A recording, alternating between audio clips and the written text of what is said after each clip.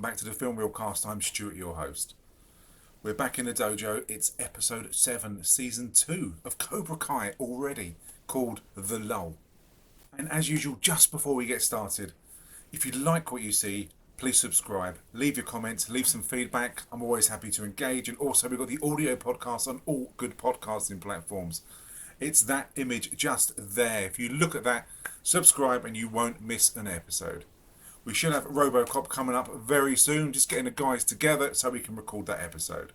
Also, don't forget to check out the playlist. We've got The Mandalorian, we've got The Shield, and obviously season 1 of Cobra Kai. And we've got Would You Rather, which is a really funny, black, humoured horror film, which I reviewed a couple of weeks ago. Lethal Weapon is coming. I just want to get Cobra Kai done and dusted before season 3 starts. And in between then, I'll be reviewing other films. The first one, next one, being Lethal Weapon. So just before we get going with episode 7, just remember this is a reaction review, so it will contain spoilers. If you've not seen this on Netflix, then watch the episode, then come back to this and see what you think. If you agree with what I say, remember, leave comments. Most of all, please click that subscribe button. So it starts with Amanda waking up in bed and Daniel not being there. First of all, I thought, you foolish man, who wouldn't want to be in Daniel's place? But we discover Daniel is at the dojo. And when he gets there, much to his horror, Kreese is already there. So Kreese says to Daniel, thanks for taking the weakest out. Thanks for making my army stronger and your army weaker. And when the time comes to have that battle, my soldiers will be ready and your soldiers won't. I mean, the man's still mentally obsessed with the war. Everything is still war. You win or you lose. There's no halfway with him. And it's just the idea of this becoming true, of this being real, is just insane. And it just sums up how mental he is, believing that this is the way that things actually are. It's just karate schools. It's a large city. It's a huge country. It's a massive state. There's obviously enough space for 2 karate schools, regardless of geographically where they are. And Kreese going on about soldiers and taking the weakest and thanking him for taking the weakest out of our dojo and you having them. It's really pathetic. It really is. It's so low level, the issues he's got. And there isn't a war. I mean, if I was Daniel, I would have just laughed in his face. I wouldn't have even got into an argument. I would have just laughed in Kreese's face and said the war's over, Vietnam's over, Afghanistan, that's over. The First World War, Second World War, what are you going on about, soldiers? It's just pathetic. He sounds like an idiot. So Daniel should have just not taken that bait, which he clearly does as you see through this, but just laughed in Kreese's face and just said whatever and just crack on. So Samantha lets on to Moon that she does have feelings for Robbie. And she did try it on with him and he turned her down.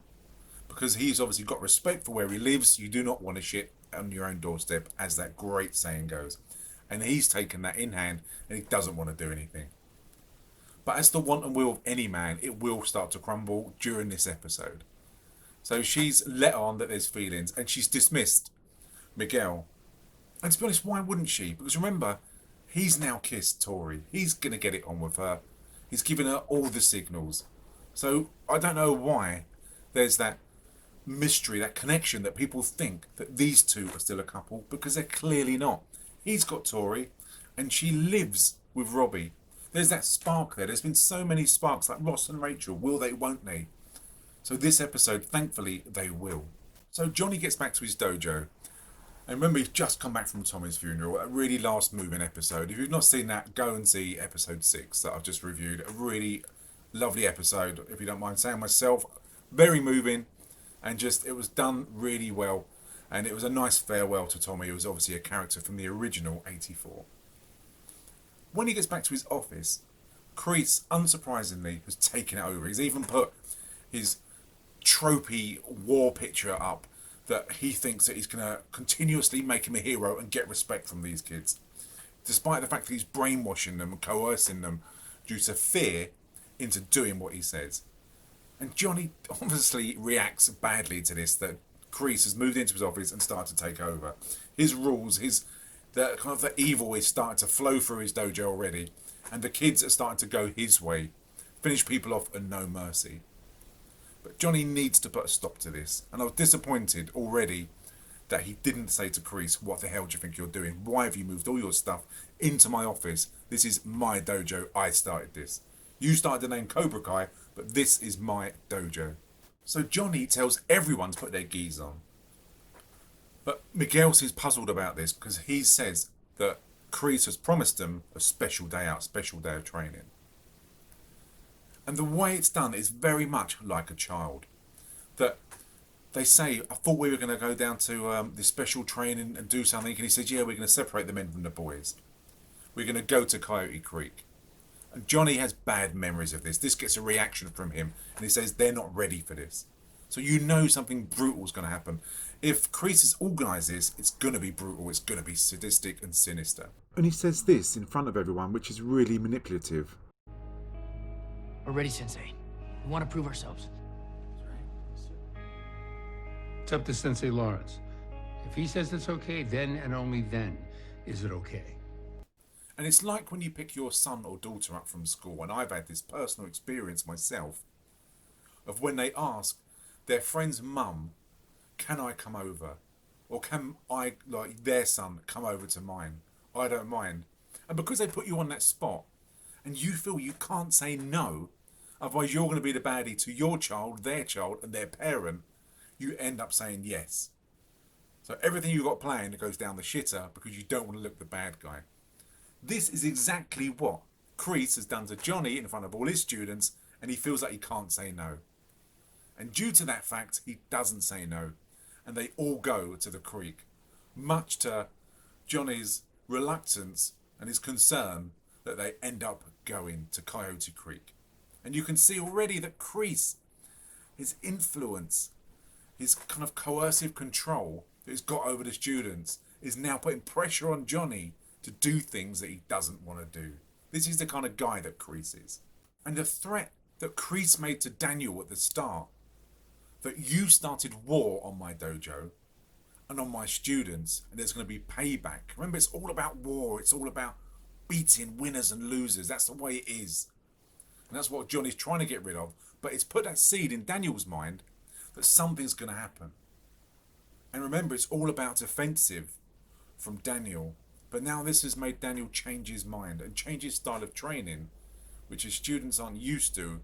And he starts to make them train in the blistering heat, which he wouldn't have done before. He would have given them a break, but he's pushing them to do something that he wouldn't usually do.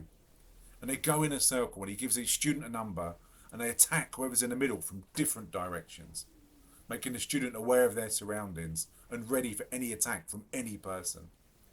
And when they attack, it's full contact, and it doesn't work out for obviously Demetri, who gets attacked again and again, and he hates being punched. He's weak. He just can't do this. And to much to Daniel's disgust, it just doesn't work out. So Kreese lines his students up in the woods, give one half black headbands and the other half red headbands. And the winner is the last person standing. Red or black, that's who it's going to be. And interestingly enough, he's put Hawk against Miguel. And this will come to a head, you'll see. And when they ask about the rules, there are no rules. You take the headband no matter what. No mercy, you're taking this headband. Again, it's full contact. It's really brutal. You can't just surrender. Even if you do surrender, and if Kreese is there, he'll still tell that person to finish him off and kick shit out of them. It's the wrong way of teaching. And when they're lining up, they always bring this element of comedy. And it's Ray, remember from the hardware store, when Johnny and Daniel was there, it's him. And he's turned up. And he's taken a leaf out of Hawk's book and he's called himself Stingray. It's a kind of comedy element, but it's stupid. And he's an adult and he's with his children and he's just an idiot. So maybe for the younger viewers, it is funny. But for me, I just find him an irritating character and a bit of an embarrassment. Because no one would do this. No one's going to turn themselves into another person and take a leaf out of Hawk's book. And the fact that he idolises Hawk is probably concerning itself, that he's an adult and he's just doing this. For me, it just doesn't work. If he's going to do it, just be himself rather than anyone else.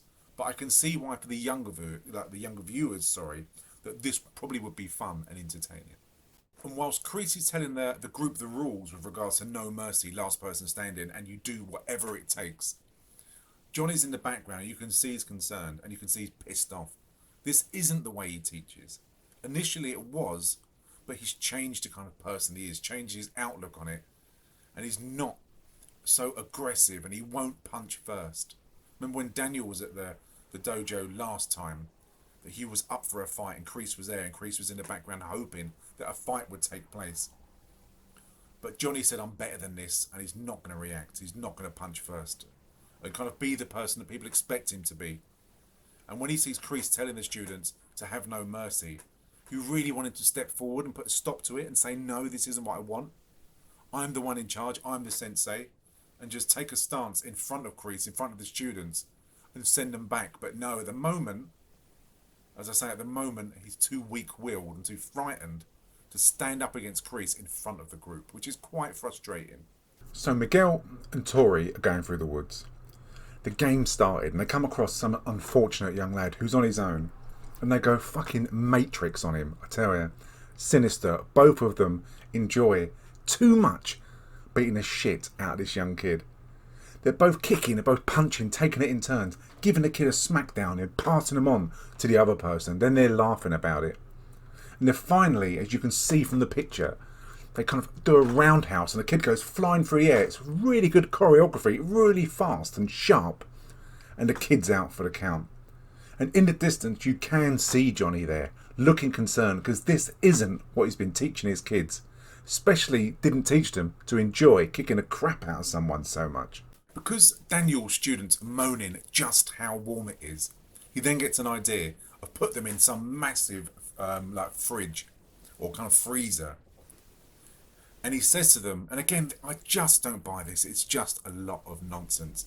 It's convenient for the story. It's a driver for the direction they want to go in. But he says, whilst you're in the massive freezer, that your people will see your breath. They'll hear you breathing heavy because it's so cold. And that they'll hear your reactions of you moving. And you can then counter that kind of offense with defense, and it will work. It's a lot of nonsense, and it's done in slow motion, and it's done for the convenience. You get Samantha in the middle, and there's a kind of a very soft slow motion of Robbie going to attack her, and they kind of stop, and it's a very awkward silence and a very awkward pause, because you can see they've got feelings for each other. Every viewer watching this can see that, apart from everyone inside of that container, including Daniel himself. And then he gets Demetri, and first he doesn't succeed and he moans, much to Daniel's dismay. He's talking about, I don't have it, I've got holes in my socks and I'm just uncomfortable. And he says, use this for your advantage because you're completely aware of your own ailments, but use it to be aware of everyone else around you. And Demetri basically goes from complete fuckwit idiot to someone who's like Bruce Lee, who can sense people's movements, who knows when they're coming. And it's really unbelievable. It's lovely that he can do it, don't get me wrong, 'cause he's failed time and time again. But he's moaned about it. And he's had fuck all training. I mean, there's no way that he can go in this cold room and start blocking people, sensing people when they're coming. It's just unbelievable. It's just so corny, it's so tropey, that it just didn't need to happen. It would be better if he had to work at it to try and gain those kind of skills, to do those blocks and keep getting punished, but he doesn't give up. But that would be a better story, the fact that he doesn't give up, that he keeps working, then he can do it. Rather than suddenly be put in a cold box, he becomes like fucking a Chuck Norris of this series. And when he goes down, if he starts kicking other people's asses, that will be it. It will be time out on Demetri and he can just do one. Because it will be so unbelievably corny that it's like the true hero Disney story that's actually happening. I just don't want to know. I don't want to see it. I want to concentrate on the main characters of this who are driving this series rather than Demetri, who is just, to be honest, irritating. So Anush, who got assaulted by Johnny in the last episode, that he's holding a meeting because he doesn't really want to work there anymore. Understandable, no one goes to work to be assaulted, regardless of what you do. So Amanda's got him in the office and waiting for Daniel. Daniel is too wrapped up in trying to train his students with the threat of Kreese over their heads that he doesn't make the meeting, and Anush leaves and joins his his rival. Remember the guy who dressed up as a soldier? He joins his garage. So you learn the last two people standing in the woods is Hawk and Miguel. It has to be these two, or is it? But they come face to face. And you learn that Miguel was found out through Hawk's big mouth that he's got Mr. Miyagi's Medal of Honor. Remember, that was taken when the dojo was trashed. They didn't know who did it. So he learned that Hawk is responsible.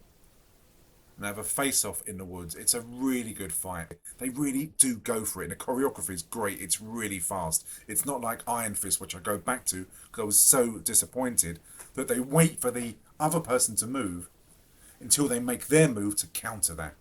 This flows really, really well, and it's a really well choreographed fight, and it's quite believable. And Hawk's left to be the loser. And as they're celebrating, and as Kreese even says, finish him off, and he does finish him off. Master John is disgusted, and he says to him, that isn't the karate I taught you. But in the heat of the moment, Miguel is disgusted. And I don't know why he didn't tell Johnny that this was the Medal of Honor that he took from Miyagi Dojo. Because all he had to do was tell him that and show everyone else that. Then they possibly would have found out that Kreese was responsible. And it could have stopped any future kind of rivalry, any future disruption in that dojo. That all he had to do was show that Medal of Honor. And I don't understand why he didn't do it. It's really frustrating. He's done the hard part of taking Hawk out. So just show Johnny the effects that Kreese is having. Because I'm sure before Kreese's arrival, Hawk wouldn't have done this. So the Ross and Rachel on or off, will they, won't they moment finally arrives at LaRusso's house. Where Samantha goes into the bedroom, I was going to say enters the room, where Robbie's in, that doesn't sound quite right, and they kiss. That moment's over, the tension has been released, they finally kissed everyone. We don't have to talk about it anymore. So Miguel does the right thing. He turns up at Daniel's house to give him the Medal of Honor back. But sadly, Daniel is out, and Robbie gets this Medal of Honor, says to Samantha, it was no one at the door, the wrong person, and he takes it. So Miguel doesn't get what he needs. He doesn't get that resolve with regards to ending the rivalry, possibly between the two dojos. Calling out Kreese as being the bad guy, because he could have said that Hawk done it, Kreese made him do it. And this is what frustrates me, why he didn't call it out in the woods at the time, and it could have ended it in front of everyone. But Robbie takes that Medal of Honor and doesn't tell Samantha. This could backfire, as in Samantha finds it on Robbie and believes that he's responsible, or Daniel, when doing the washing, or Amanda, when doing the washing, finds it in Robbie's personal belongings and thinks he's responsible. So even if he does try and talk himself out of it, then they'll ask, why didn't they say that Miguel did it? So this could really work out for Miguel. It doesn't at the moment, but in the long run, it could work out for Miguel. So the moment we've been waiting for arrives. Johnny goes back to his dojo, and unsurprisingly, Kreese is sat in the chair of power. He's sat in Johnny's office, lighting a cigar.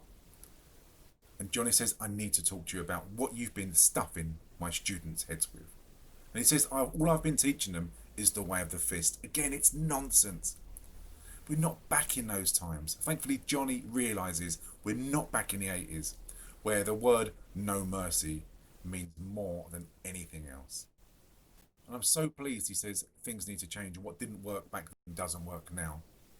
That is so good. I wish you'd have said that before, but he's saying it now. It's just a shame his students aren't there to witness that. And unsurprisingly, Kreese goes back to the army, goes back to the war, saying the enemy don't fight with any honour. And John even says that I wasn't in a war, I've never been in a war, but I don't care about that. We fight with honour at this dojo. This Cobra Kai is about honour. It's not about no mercy and taking out your enemy. And Kreese even says you should have fought Daniel when he came into the dojo and taken him out. And Johnny says it's not what I'm about. I'm not going to give you that satisfaction. We're about teaching this bunch of kids, not filling their heads with no mercy. Johnny doesn't take the bait.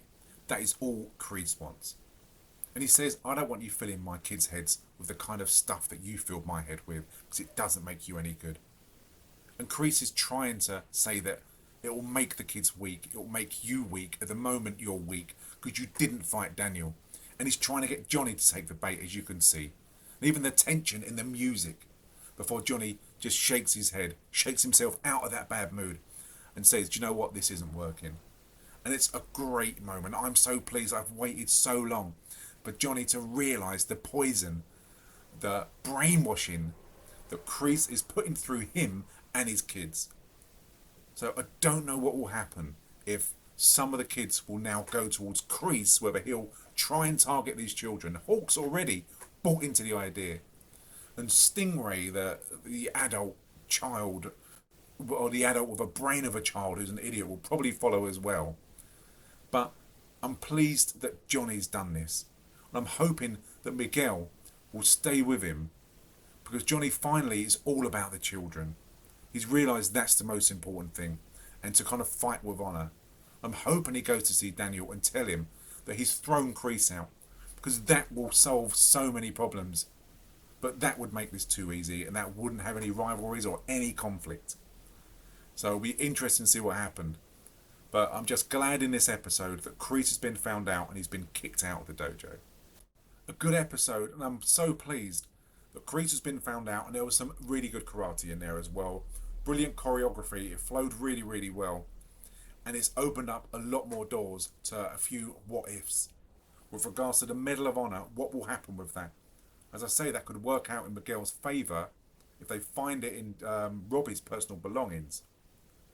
So it'll be interesting to see how that goes, and if there'll be a breakaway with some of the followers who's under the spell of Kreese still kind of following him.